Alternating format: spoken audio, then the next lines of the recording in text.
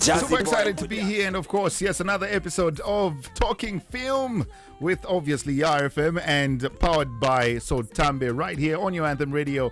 And of course, I have Martina in studio. Good afternoon. Good afternoon, everybody. How are you? You good? Very well, thank you. All right. And I'm super proud and super excited to have the legend himself. He now goes by the name Uncle Bob. Bob Nkosha, the legend. How are you? Whenever I hear someone call me Uncle Bob, I know they want to get some money, you know. They Oh. want to borrow money. So now I should to for something. Chapwan, there's Swamo. But how have Good you to be been? here. I've been good. Okay. Yeah, I've been good, feeling good, living well in California. Oh, okay. I was trying to decipher that. Like California. Kalulushi. Absolutely. Oh, okay. I'm moving to Cali very Yeah, soon. you Very should, soon. you should, Yeah, it should.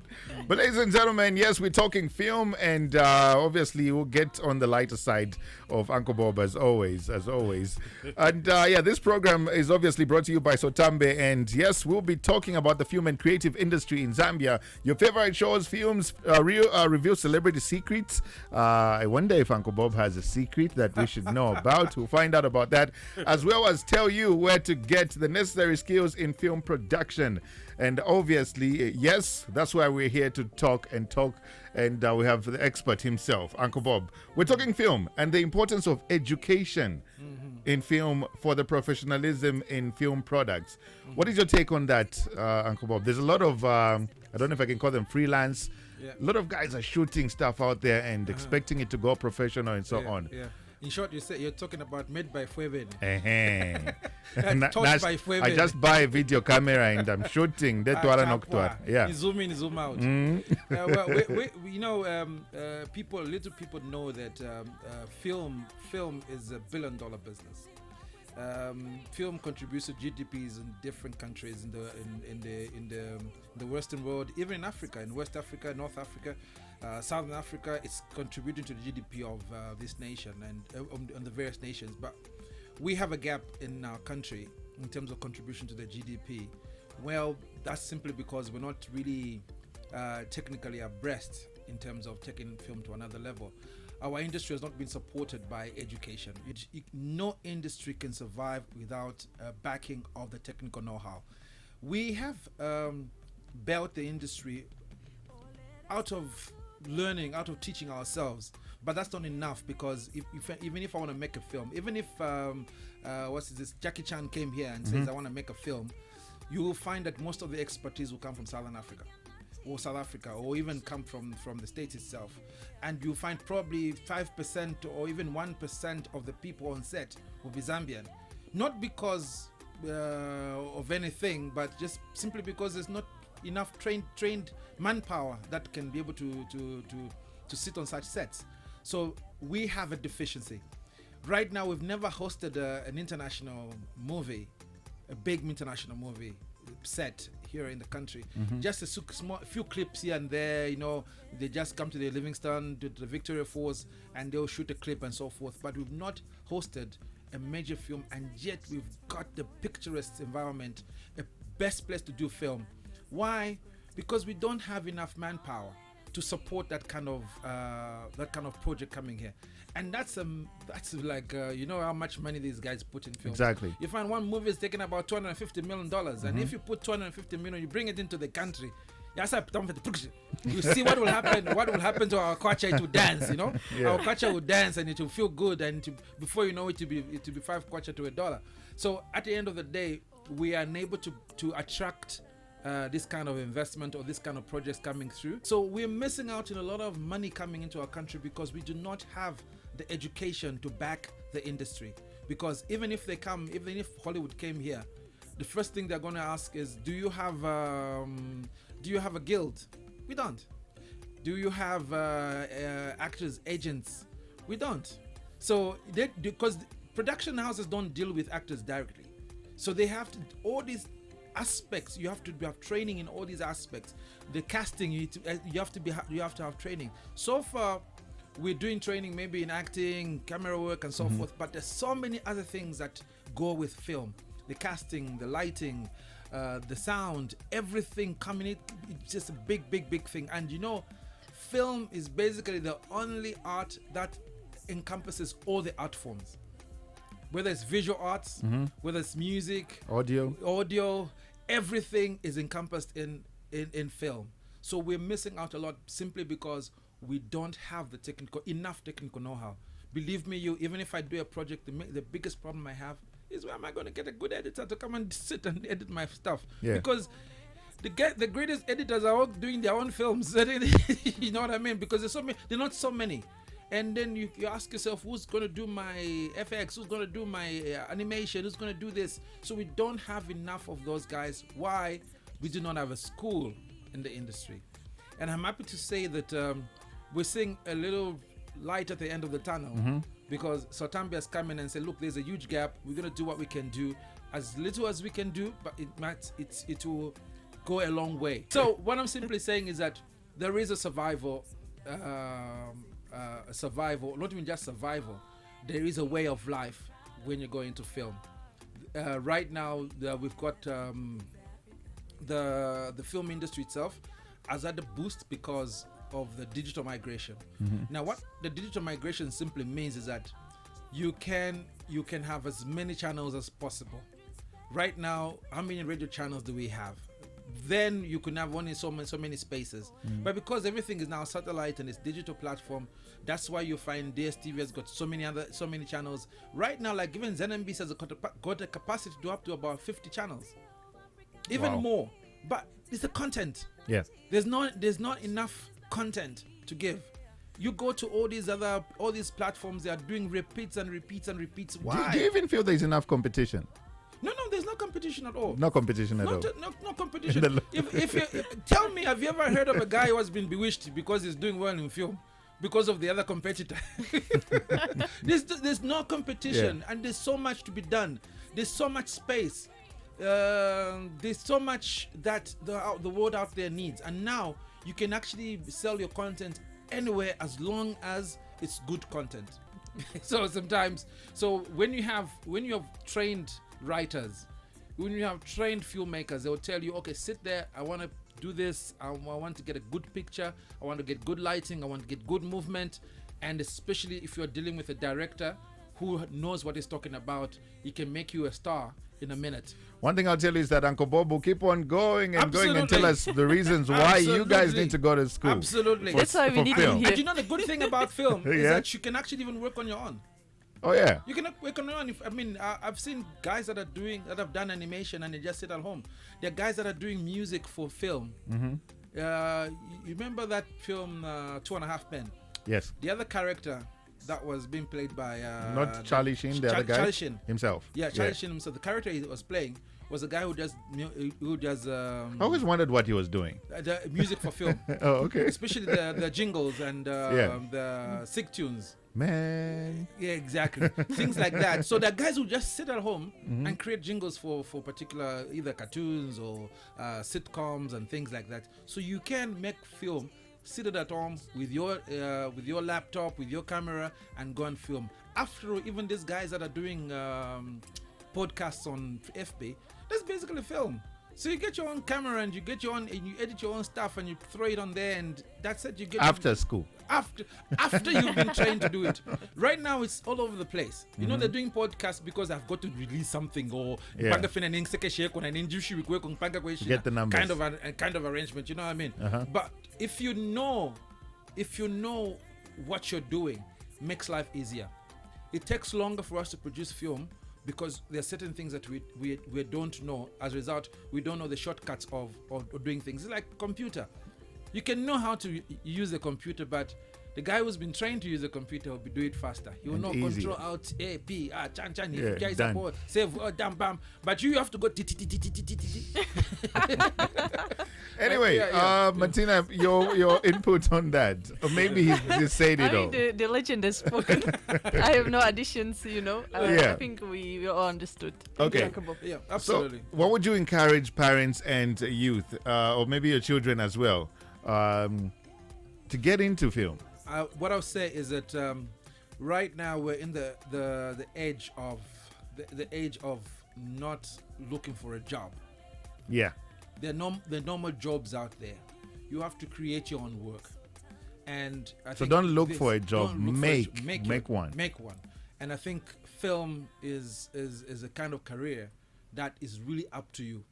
I know a lot of people call me and say, Uncle Bob, Uncle Bob, I want to be in this. I said, look, you're a cameraman. You're an artist. You can create stuff on your own. You can create stuff that is going to sell. You know, like 5-6 years ago, maybe 5-6 years ago, Zambezi was buying at probably $2,000 an episode, 24 minutes. But now it's more than that. I would tell you just documentaries. Just documentaries. One guy with a camera, as long as you get a good camera and a very long, nice, big lens. Do you know how much those documentaries fetch? The ones on Animal Planet, or is it, what's it called now? National Geographic or National Geographic. Those guys, if you've noticed, it's usually Kafue National Park or Rwanga National Park or the Lions on Namba Shanshan. They even give them... They travel to our country. Exactly, and they even give them Zambian names. Mwamba, the lion. Yes. You know, those guys, they're doing like... An episode is between $45,000 to $75,000. An episode. So the season is like 13 episodes. That's what you need to submit, right? Yeah. Well, standard they say in 13 episodes, but you can even have 5 episodes and that's a season. Right now, it's not they're not so heavy about 13 episodes. But if you're sitting in the Luanga National Park for 6 months, how many episodes are you going to come out with? So many. And those guys will sit pretty 6 months. Abomba Mambala, Ashton, I edit. I actually maybe just 10 episodes. That's probably, he goes and sells at $500,000. $500,000, that's $500,000. That's $500,000. He'll sit pretty. He won't have to work for another 6 or godforsaken months. So the next time he comes, he will check in and sit again. To check on Mwamba again. At the same time, just go and fuel Mwamba. Mwamba doesn't even get paid. 6 months later. 6 months Mwamba later, has kids. goes there and says, Mwamba has kids. No, the planes of Chan and Chan is moving and so forth. And he comes back and he makes more money over Mwamba. It's just to follow up on what happened to Mwamba or Chembo de Riahina. You know? So at the end of the day, this is an industry that has got no limits. This is an industry, believe me, those that are poor in the industry is because we're basically just lazy. We're basically just lazy. But if you have a technical know-how and you know what you're doing and you are passionate about what you're doing, you can make money. No one is gonna give you the money for free, or no one's gonna place you in a particular space. It's those days when you said, look, I've got to have connections for me to make money. But right now, as long as you've got a good product, people are going to come to you and knock on your door. After all, Zambezi Magic came to me and they knocked on my door. I never went to Zambezi Magic. I want to do something on Zambezi. They come and knocked on my door in Kalulushi, California, Calisdale. They came and said, look, we want to do Dorica on TV. And I said, look, Dorica is more of a live performance, but let me think around it and see how I can redesign Dorica to create other characters around Dorica so that then we can do a sitcom. Yeah, so there we had it. We did our sitcom. We did 2 seasons. But then we sat back and said, okay, fine, now what's the next thing? What's the next best thing? Because everything has got where you're taking it. So right now we're looking at doing an animated version of Dorica. Wow. After that, what else? Oh, by the way, we're closing Dorica and live for stage performance. Just now going to concentrate on the film and everything. But what I'm simply saying is that you do film, you produce a product, you produce a film that is an intangible asset. Just like the way somebody builds a house, if you have a film, you eat forever. Okay. Because each time, you've seen some of the movies that show some of the cartoons you were watching when you were a baby. You're still watching, even the kids are still watching them.